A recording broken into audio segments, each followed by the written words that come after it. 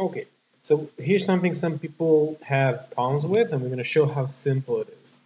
Okay, so reducing parentheses. Let's look at the example to the left before we even talk about parentheses. X cubed over x squared.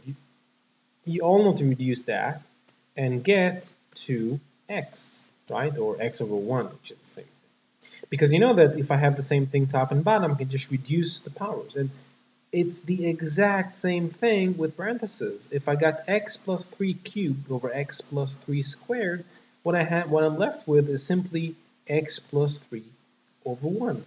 The fact that it's a parenthesis doesn't change anything. And I've got some more examples just to make sure you got it. Okay, here's our next example. This one. 4 times x plus 3 cubed over x plus 3. If you want to think about it like that, this is just like saying 4 times x plus 3 times x plus 3, because that's squared, over x plus 3. Okay, so I can simply reduce.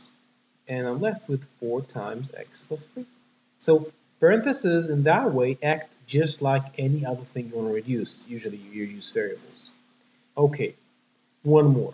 What do I do? And we'll see specific examples for this because this happens a lot after deriving when I have this. Okay, what I can do is just like as if this was an x, I can factor out the parentheses. Okay, so I can take out x plus 3.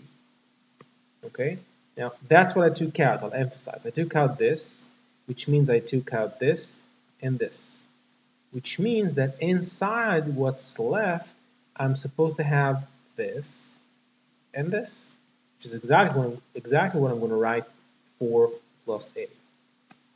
This is our green.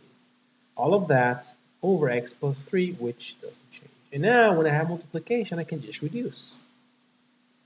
And I'm left with 4 plus a. Okay, so you might want to practice this, but basically, in that way, parentheses act just like any other x. You can factor them out, reduce them to whatever you want with the parentheses.